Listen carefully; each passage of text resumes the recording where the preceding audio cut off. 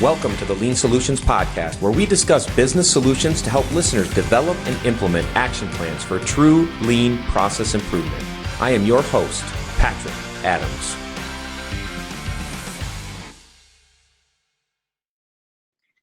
Hello and welcome to the Lean Solutions Podcast. My name is Patrick Adams, and I want to welcome my guest, Dr. Bob Emiliani. Bob has been a lean practitioner and professor of lean management for over 25 years. Prior to joining academia, he worked in industry for 15 years and had management responsibility in engineering, manufacturing, and supply chain management. He was the first academic to establish a research agenda focused on lean leadership, resulting in numerous publications and varied leadership development workshops. His work on lean leadership and lean has been applied to higher education and is widely recognized. This is actually Bob's second time on the show. Welcome back to the show, Bob. Thank you, Patrick. Thank you for inviting me back. It's a pleasure to be here with you today. Absolutely. And we are now doing video podcasts. So there are some people that are listening into the audio here. There's some people that are watching. For those that are listening into the audio, Bob, actually, his background is the Newport Bridge in Newport, Rhode Island. And before we hit record, we were just chatting a little bit about my time in Newport. When I was in the military, I was stationed in Newport, Rhode Island. And yeah, Bob, how long have you been in Rhode Island? Well, since 2008, we bought a house that we anticipated retiring in, but we came here full time to live here full time in 2017. But both my wife and I met here because I was in a master's degree program at University of Rhode Island, and she was an undergraduate in the business school. So we met here in what is it, the early 1980s. Oh, wow. Okay. In school, basically. And so, after that, we lived in North Palm Beach, Florida. Then we moved to Connecticut, Central Connecticut. We lived there for 22 years. And anyway, finally got back to the egg here in Rhode Island. Oh, I love it. What a beautiful area. I loved taking my wife, and we would go and drive around the island of Newport or go for walks too, and obviously, and see the beautiful mansions and just think about the history of that area and everything that, has happened over the years there. It's just such an amazing place to go visit and learn about. Yeah, it is a wonderful place to visit and look around, and a lot of places to go. And surprisingly, for such a teeny weeny little state, there's a lot to do here. Yes. It's a very bizarre thing. Yes, absolutely. Well, it's a beautiful bridge there behind you, and I always loved going back and forth across it. It reminded me of the Mackinac Bridge, which is here in Michigan, where I'm from. In between the lower peninsula and the upper peninsula, we have the Mackinac Bridge, which is very similar to the Newport Bridge. So, anyways. Yeah, that photo was taken. That's from Jamestown. That's a view from sort of downtown Jamestown, looking at the Newport Bridge. Just beautiful. Yeah, beautiful. I think if I remember right, Jamestown is the old town, right? Like super old. Is that right? Really old fishing town. Yep. It has a lot of history associated with it as well. It was long story, but yeah, it's the island on the way to Newport that you got to cross to get to Newport. Very cool. Yeah. Well, it's good to see you again, Bob. I'm glad to have you back on the show here. So when we met last time, you had put a challenge out to the world. I think it was. You had said, that you have identified lean's number one problem, and it was that most CEOs still prefer classical management. And I remember you put a post out there with an A3. It was a blank A3, and you filled in the problem statement, being that most CEOs still prefer classical management, and you put it out there as a challenge and said, "Hey, anybody dare to fill this in?" kind of, which I thought was really cool. And you got quite a bit of response from that, and some really good discussions, I think, from a lot of different people. But one of the things I wanted to, because I want to talk about this, but I want to start out with, some people are new to maybe the term classical management. Can you just help some of the listeners maybe by starting and explaining what is classical management? Sure, yeah. So simply put, it's just you can think of it as the old way of doing things according to traditions instead of doing things according to what people need or what the times that we live in demand. So it's a leadership and management practice rooted in preconceptions, whereas what we are all familiar with TPS or Toyota Way, Lean, is a leadership and management practice rooted in perceptions. Big difference, huge difference, because preconceptions, if we carry those forward in time, we're just doing things according to tradition. And what did Mr. Ono said? In order to succeed with TPS, you have to abandon your preconceptions. Yes. Which means, and it's not every preconception, but the ones that are holding you back from understanding how to go from batch to flow within material and information, how to respect people, how to improve continuously, how to think with a Kaizen mind, and so forth. These are all preconceptions that we have to abandon. But in my work, I've shown that there's many more than just those kinds of preconceptions. So it's a huge distinction, leadership and management practice based on preconceptions versus one that is based on perceptions. And perceptions, I mean sensory perceptions, to make that clear: sight, hearing, touch, etc. That's why we always say the leader has to go to the Gemba, understand the Gemba. Whereas in classical management, the leader's in the office and they don't ever know anything about the Gemba. They don't go to the Gemba. They don't care about the Gemba. They just look at the dashboards and the spreadsheets and so on. So it's a huge difference. Yeah. And classical management essentially goes back in time, pretty much as far as you want to take it, the ancient Egyptian, 5,000-6,000 years ago, because you can just imagine the pharaoh saying to, the engineer and the architect, "You guys built a lousy pyramid. I'm blaming you," and, blaming you for problems. Right. So you still see the same kinds of things going on today. And these things have been with us for thousands of years. Not all of them. There's certain ways we think today about things related to economics that are more recent, come from the late Middle Ages and so on. But basically, we're stuck in a world of preconceptions. Sure. Now, and Bob, you mentioned TPS a little bit. What would you say? And you talked about a couple things that I would consider falling into this area, but what would you say is the opposite of classical management? What would you say would be completely different than what you would see in a company that's managed in that way? The opposite that I use is progressive management. And by progressive, I don't mean it in a political term, because a lot of people get upset about that. No, I mean progressive is just in step with the times. That is just current. That is not, in arrears, not behind the times. Sure. Or you could say it's, you got to be careful with the word modern and postmodern, because they have different meanings. But I just generally like to describe it as progressive management, something different. The word progressive suggests some kind of progress or improvement over, in relation to something else, an older way of doing things. So that's the way I define it in my writings. And so what characteristics would you see in a leader that is following more of a progressive management style? They're going to be open-minded. They're going to be questioning their assumptions. They're going to be questioning their preconceptions. They're going to be thinking about, how cognitive biases could impair their thinking. They're also going to be comfortable getting called out, by somebody on the shop floor saying, "Hey, boss, you said this, but doesn't seem that's happening," or "You're not keeping your commitment that you said you would," or, something like that. And the boss is like, "Okay, yeah, you're right." Or maybe the boss says, "Well, that's not quite right. Let me explain it." But, it's more of a dialogue on a peer-to-peer level, because, and I say peer-to-peer level because everybody knows the boss is the boss. You don't need to come into the room and say, "I'm the boss." Everybody knows it. Right. So you can just have conversations more on a team member to team member. We all work for this company. Yeah, I'm the boss. Everybody knows it. Don't need to repeat it, and so forth. We can just have a conversation about, the good things we're doing, the things we need to improve, the bad things that happen, and that we need to understand what caused them and work to improve.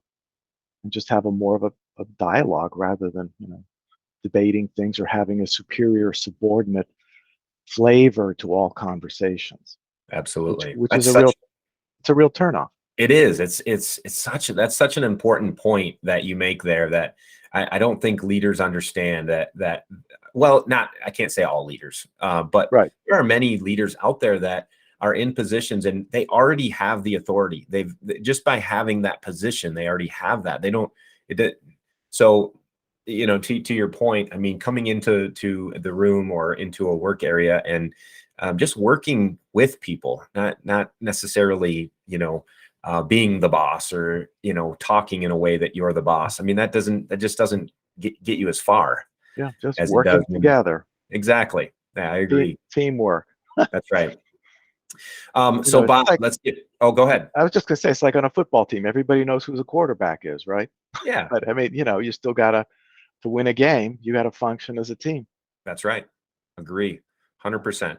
So let's get back to what we were talking about with the A3 Yeah, that you put together, kind of challenging lean practitioners. And again, I guess we have to preface this a little bit because some of our listeners may not know what an A3 is. So I guess one more conversation before we get into the results or the discussions that have happened around this challenge.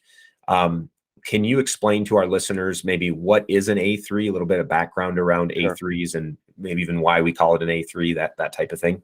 sure. So Toyota quality personnel in the late 1970s developed the A3 as a way to, or created the A3 as a way to develop and improve the capabilities of the managers in non-production areas. Because in production areas, the managers there were familiar with Kaizen and total quality control and quality circles and so forth.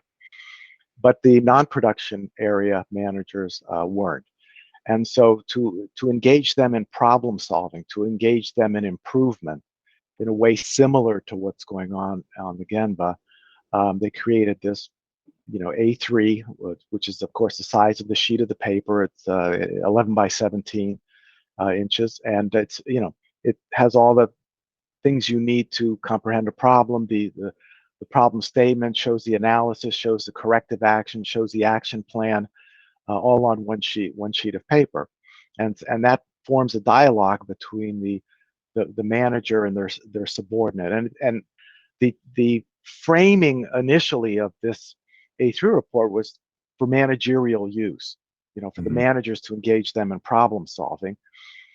But subsequently, you see the use of this in, a manager might engage a direct report who's not in a managerial role in terms of mentoring them for problem solving. But I think one of the um, I don't know what you see out there, Patrick, but I see a lot of sort of A3s delegated to people in non-managerial roles to improve their Mhm. skills, but it's not happening in the management Yes. areas that where it should be and where this thing was originally designed to address. And yeah, people who are not managerial roles can be better problem solvers, by learning the A3 process and thinking through the problem and so forth. But you still have a lot of these problems going on in the workplace that are owned by the managers, and of course Mhm. they're not using A3s in many cases. Not all Yeah. cases, maybe most cases. Yeah. Yeah. No, I definitely see the same thing. A lot of times what I see is managers kind of delegating that responsibility down and then scheduling some kind of a report out, where people have to come and report out on Yeah, what the A3 is, what's going on with the A3, and it becomes just more of a kind of a show and tell, but not really a whole lot of catch-ball happening, or correct. and again, Yeah, it's at one level and not necessarily at the yeah. proper level. Yeah, not only that, when you do it in that way where you have it's a report out and so forth, uh, these report outs, at least some that I have been associated with, certainly not all, Hmm. but they kind of become political because it'll show something on the A3 report as a root cause or corrective action that makes another manager look bad. Mm, And then they're yes.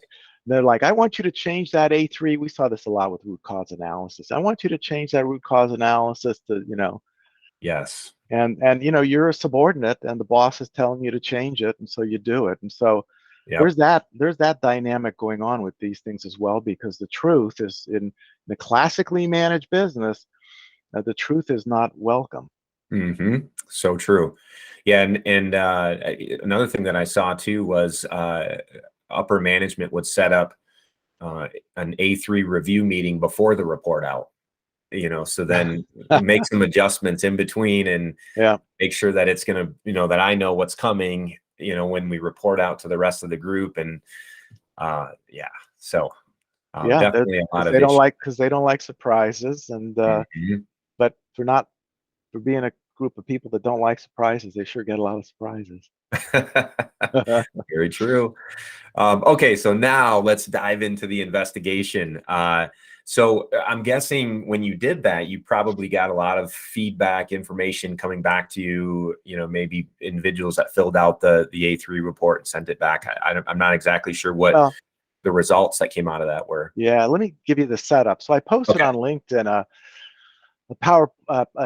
PDF file, 8 pages, that basically says, everybody loves loves A3, reports.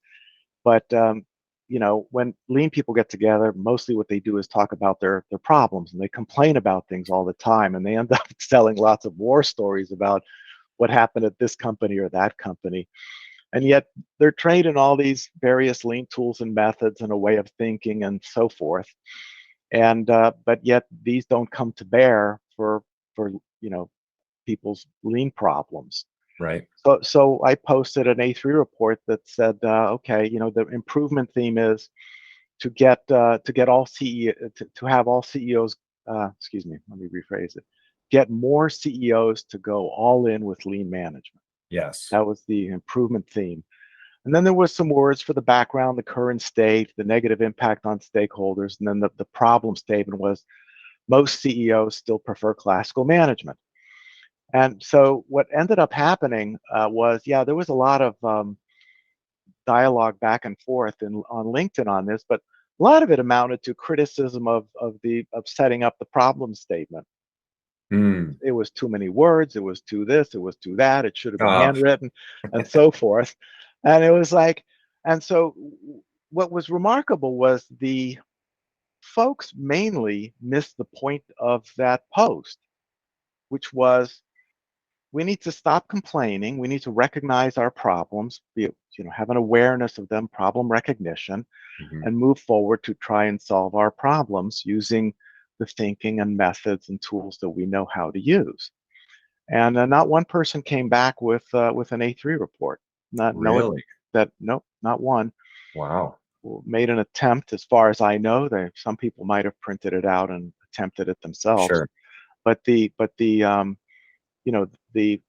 areas that you fill in: root cause analysis, practical countermeasures, the future state goals and targets, Hmm. plan, the follow up, etc. None of that was filled in on the Okay. A3 report. And I think it also, I think the feedback in focusing the criticism on the fact that, there's too many words in the current state or whatever, and it's not Mm. handwritten, shows you just a certain kind of dogmatism that pervades this world. Mm. That if it's not done exactly the Toyota way, and I didn't do it by hand, so it's more legible. I didn't do it by hand to make the problem a little bit more vivid. Sure. Um, but uh, but that's the kind of feedback you get, and I think it also speaks to the other larger problem of we're not focusing on the problems at hand. We're focusing on it's not handwritten, it's too many Yeah. words. I mean, Right. come on. So anyway, so that was the outcome of that. Yeah. Um, So maybe one of our listeners that's listening today, maybe they'll be the first one to print that out. I know it's right on your LinkedIn, right? It's on your, yeah, you have it it's posted as a post. So maybe one of our listeners will print it out and fill it out and be the first one to try and complete the A3. please do. That Um, would you, be fun. Recently I did related to that. I did a little webinar. It was live. I didn't record it because years ago I created a method to analyze business failures. Could Yes. be a product failure or a company failure. And I created this years ago because I was in a business school and they always teach case studies and their success stories and they ignore the failures that show up every day in the Wall Street Journal. And I said, how can you learn if you just focus on success and ignore the failures? So I came up Right. with a failure analysis method, and you taught a course in that for more than a decade. And one of the assignments I would give to students is, packet of information about lean transformation not going well. Mm. It was one type of failure. And another one was the lean movement itself as kind of a failure, because I think, people who've been around this for 30 years are kind of looking at it going, why aren't we more successful Sure. as a movement? And so my students, used that failure analysis method that I developed and applied it to those kinds of cases. And some of the main focus areas were things that you don't normally see in a failure analysis, which was leaders' beliefs and untested assumptions, cognitive biases, illogical thinking. Mhm. Usually failures tend to be of a very technical nature, and they don't include the human decision making that goes on with that. And so anyway, so that webinar was very well received because we That's got great. into details of lean transformation failure and lean movement difficulties failure. Sure. Hey everyone, this is Patrick. So sorry to interrupt this episode of the Lean Solutions podcast, but I felt it necessary to take a quick moment and personally invite you to the Lean Solutions Summit on October 2nd through the 4th this fall, 2023. The theme of this year's global summit is leadership, people, purpose, passion. You do not want to miss this amazing experience with the top process improvement experts from your industry. No matter what industry you're working in, this summit has value for you. The summit offers 4 different industry tracks to include healthcare, corporate, higher education and nonprofit, and finally, government. Our opening keynote is Chris McChesney, the lead author of the #1 Wall Street Journal best-selling business book, The 4 Disciplines of Execution. The Ops sisters, Kathy Miller and Shannon Carrolls, the authors of Steel Toes and Stilettos, will be joining us, as well as yours truly and over 20 other speakers.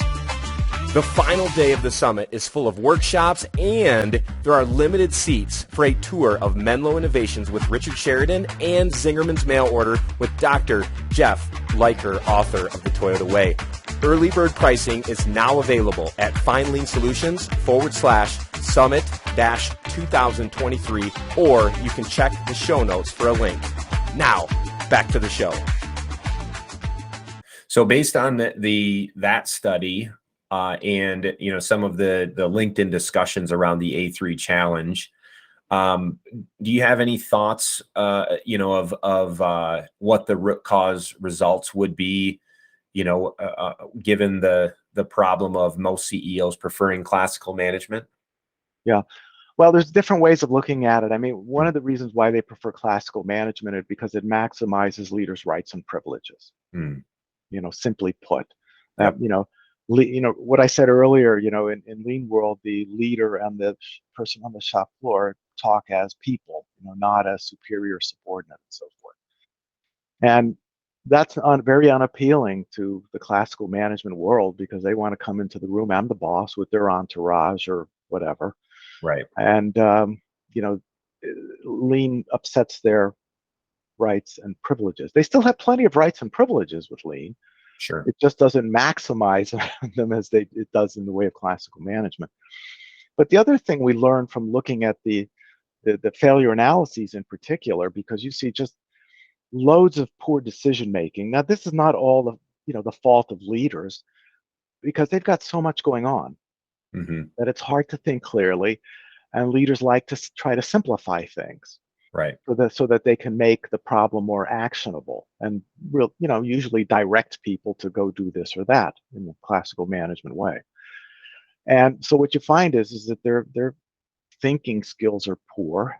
They're very confident about analysis and logical thinking and decision making. And these failure cases that we looked at in my course, or more than 60 of them over 15-year period, consistently the things that they're most confident about, analysis, logical thinking, decision making, are the things they should be least confident about. Mm. Their ability to process information is hugely error prone. Mm-hmm. And again, it's good people trying to do good things, Right. generally, but they're just unaware of this. To my knowledge, there is no course in any business school that focuses in, and it just doesn't need to be restricted to business school, that teaches failures as my course did, as well as teaching leaders what are the how beliefs and untested assumptions converge into decision making along with cognitive biases and illogical thinking Right. to create major problems such as the Boeing 737 Max, the Wells Fargo fraud. I don't know, there's, as I said, there's 60 or more of these things, but Mm-hmm. we looked at these big failures. So big room, big opportunity for improvement, but in classical management, it's not something that they're concerned about. Sure.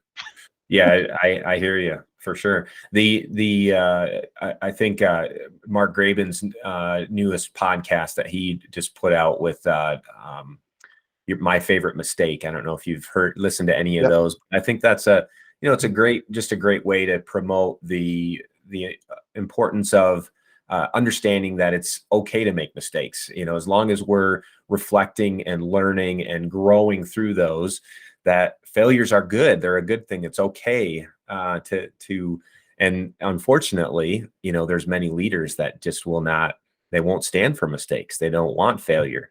They only want, tell me how we're going to win. Tell me how we're going to succeed. Only show me green, no red, and Right. That's just not reality. Well, we have the same issue in lean world because for years I've been pushing on some of the major lean organizations to get with it in terms of understanding the causes of lean transformation failure and so forth, and they've just completely ignored it. They're not interested in going there either.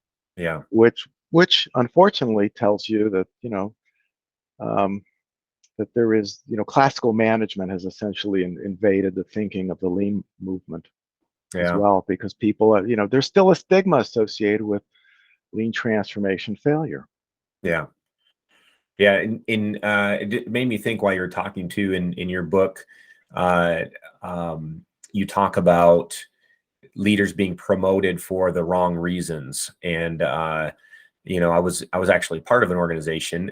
I talk about it in my book, but the company Continuous Appearance, where the people that could network the best, that dressed the best, that were accepted because they whatever they had the right look to them, and they networked in the right way, and they were the ones that were promoted. And then you got these guys and gals that are busting their butts out on the production floor, doing all the right things, coaching, solving problems, not in the conference room, not networking, and they're the ones that are getting passed over. Yep. That's a serious problem for so many organizations. Talk to us a little bit about this issue. Been that way for thousands of years. I mean, one of the things I want people to understand is how far back in time this goes, Mm-hmm.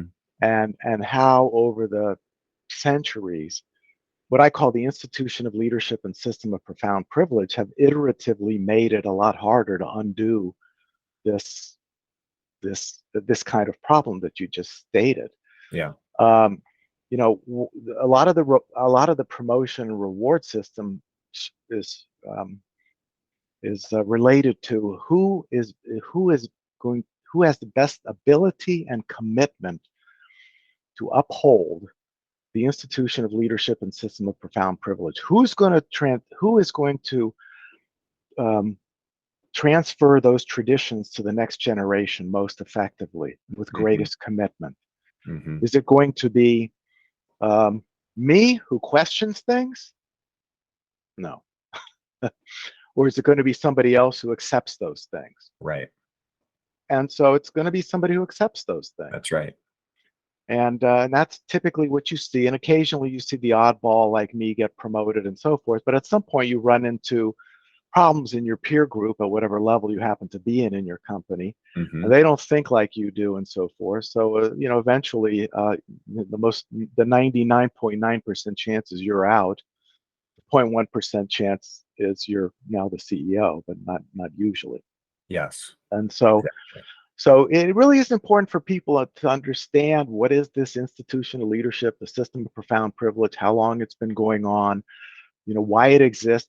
I mean, I'll tell you, fundamentally, people don't understand what's the phrasing I've been using? They don't understand the intent and purpose of leadership. Their understanding of it is either incomplete or incorrect. Mm-hmm. And a lot of the intent and purpose of leadership is to perpetuate the status quo. Hmm. And when you understand it that way, then you understand that, that phrase from Jean-Baptiste Carr, the more things change, the more they stay the same. He said that Hmm. in 1848. And everybody has that observation that, yeah, a lot of stuff has changed, the technology and so forth, but other things stay the same. Yeah. And what usually stays the same is the social system. The technology changes, but um, the social structure, social system, et cetera, pecking order stays the same. Exactly. And Yeah. then now you're bringing me to, in my mind, I'm going to the red bead experiment, and I'm thinking about, the system being broken, and no matter how hard we work, if the system is broken, you're not going to be successful, right? Anyways, okay, so solutions. How do we solve this? Well, I obviously think about this a lot, and it comes out in the form of these books that I write because I want to get it out in writing, these ideas and the logic and so on. Yeah. And people ask me, what's the answer? Well, I'm one person thinking through this stuff, Mm-hmm. and so I write the book so that other people can get on my wavelength and think as well. And hopefully, what ends up happening someday is we have more of a crowdsourcing of ideas on what to do about this. Yeah. The other the other possibility is just as time goes by, things will change. Mm-hmm. Um, how much time must go by for things to change in a manner that you and I think about? Yeah. It could be 5 years, Mm-hmm. could be 25 years, could be 250 years, could be 2,500 years. Hmm. Don't know. Yep. Yep. Well, we're two guys. You're not one. We're two here, and we're calling True enough. all lean practitioners, all leaders that are out there listening in to get on board here, and we're looking to. Have you read The Tipping Point, Bob? Oh, by what was the author's name? Yes, years ago though, right? Yeah. The I mean, Tipping Point by Malcolm Malcolm. Gladwell. Yeah. Yes. It was decades, a while Yes, ago, but yes. that's what we need. We need the tip. We need to get to the tipping points. We got to pull together the right Yeah, cohort. yeah. Yeah. But I also think we need to be on the same wavelength. And I'm Yes. sorry if it sounds self-serving. That's not the intent. But my goal as I'm a teacher, I'm a professor, I'm an educator. I want to learn myself. I want to transmit my learnings. This comes across in blog posts that are free and journal articles that I give away to people. The publishers charge money for them. Mm-hmm. And then the books, yeah, they cost some money, but I'm trying to advance the knowledge, move us past this. We have most of the lean communities still has the 1980s opinion or 1970s opinion. The leaders don't like lean because they fear change or all the other kind of surface level things. And Yeah. my work is leapfrogging past all of that way of thinking about stuff. We got to get on a different wavelength about what the original problem is, which is why most CEOs are more interested or prefer classical management if we hope Mm-hmm. to make some progress here. Sure.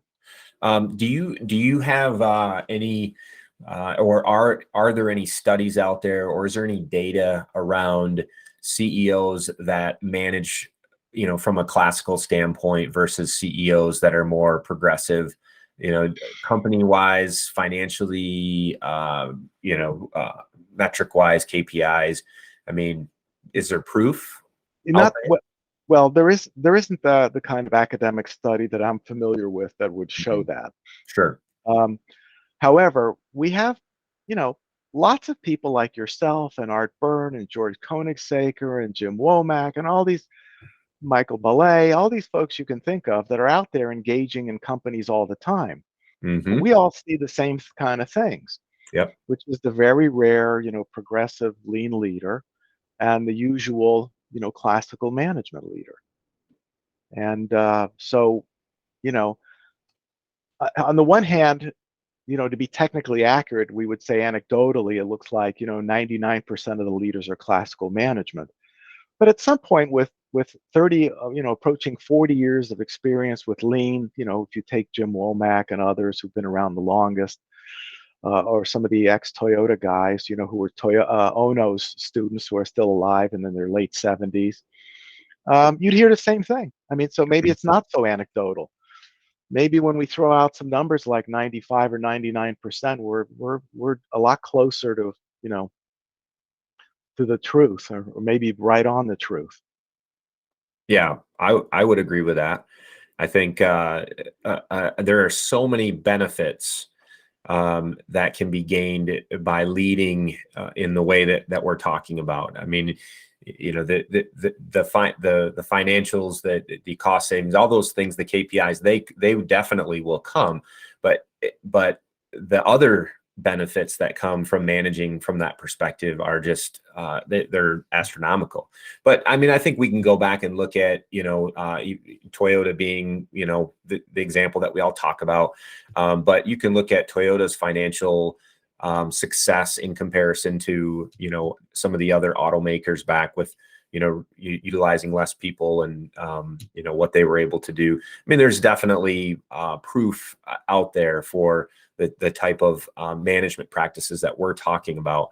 So I don't think that, but to your point, the 95 to what I mean, there's a very high failure rate. So if we can focus on the failures and figure out, okay, what's the root cause and how can we get away from that? The companies that we find that are having success, the 3 to 4 or 5% that are having success, have clearly identified those root causes, and they're battling against those root causes by changing the culture, by changing the leadership styles, by changing the way that they do business, and they are finding success, and they are having the financial results that companies like Toyota had. So yep, and they're making a very good situation for the people that work there.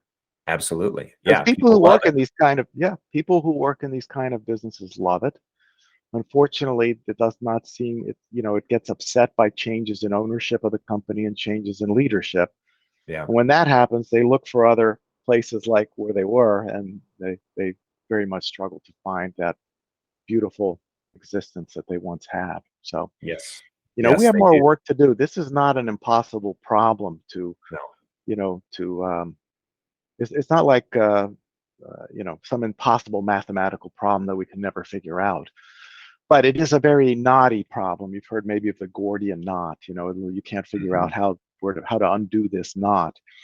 And as I said, there's been thousands of years of iterative changes to the institution, leadership, and system of profound privilege to make it hard to undo. Yes, agreed. And we've only scratched the surface here too, obviously, which that.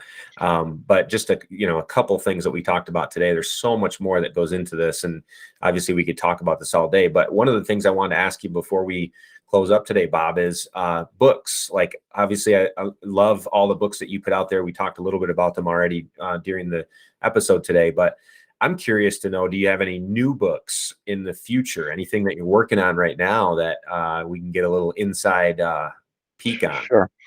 Well, yeah, I mean, I continue to engage people and study things and so on. And so early last month, I came out with a book called A Changed Perspective, an essential guide for emerging leaders that dives deep into the preconceptions that limit or prevent change.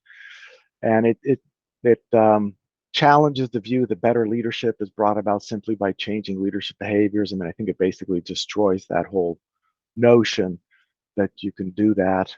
The sequence that I write about is preconceptions, that those inform beliefs, those beliefs inform behaviors, the behaviors inform competencies.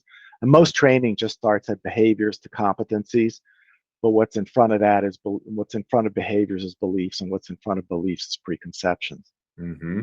So preconceptions are what guide leaders' thinking and actions, and they get themselves in a lot of difficult situations, like the 737 MAX, Wells Fargo, whatever problem you could think of, and leaders kind of accept stuff's going to happen when they shouldn't, and basically how do we make these bad situations less common, because they have a tremendous fallout.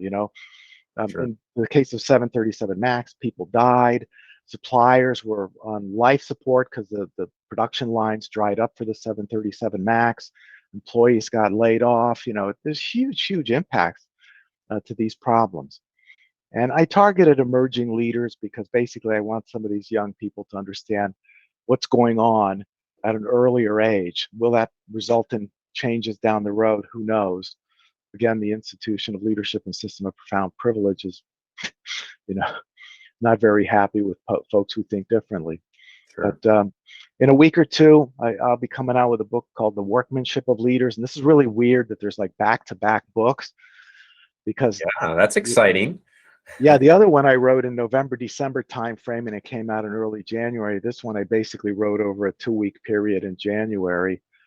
And usually there's 3 to 6 months between books, but anyhow. Yeah.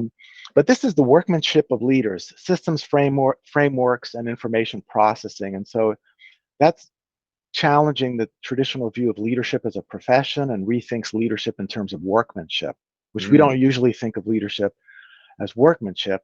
And so, when you think about it, leadership has been studied and written about for 100 years, or about 100 years now.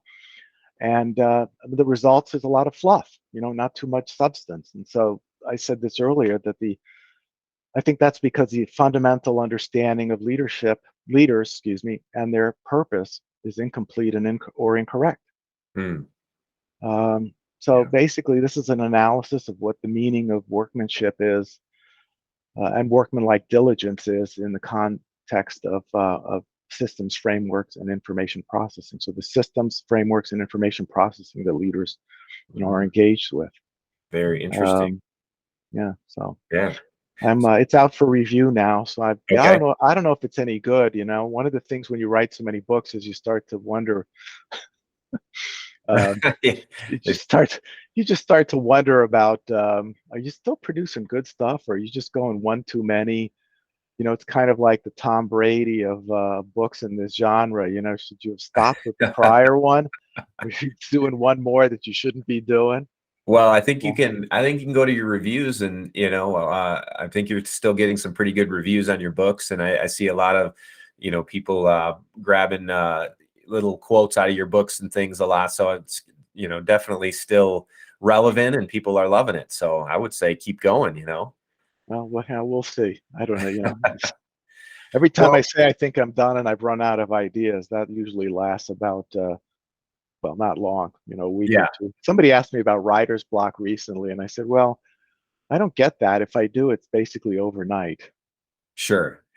It's just I'm ready to get started on another one. I'd love to do a book on the appearance of leadership. Just kind of a spin-off of my other one, but we'll see. Bob, if someone wants to grab those books, where should they go to find them? They're on Amazon. Amazon. Okay. Yeah, I should have mentioned earlier the failure analysis method that I talked about. That's in the book Wheel of Fortune. Yes. So that's embedded in that book. If anybody's interested in understanding that method and what it can do. That method, by the way, it's not just a failure analysis method, it's an improvement method. It's a leadership development method as well. Yes. It's much broader than just failure analysis. So. Perfect. Well, we'll throw a link to your books or to your author page in the show notes. That way people can go there and they can see the list of all your books that you have. Thank you. And then is there anywhere else that people, if they want to get a hold of you, if they have a question or want to send they can just, I'm easy to contact through my website, bobemiliani.com, or direct message me through LinkedIn. Yep. Perfect. Happy to talk to anybody at any time. All right, we'll throw that in the show notes as well. Bob, as always, it's great to have you on the show, and love chatting with you. I think you and I could probably talk for forever on these types of topics. Just love, your take on things, and appreciate your willingness to share and conversate out on social media and on the podcast. So thank you. Well, thank you. It's been a pleasure, and I appreciate it. Thank you.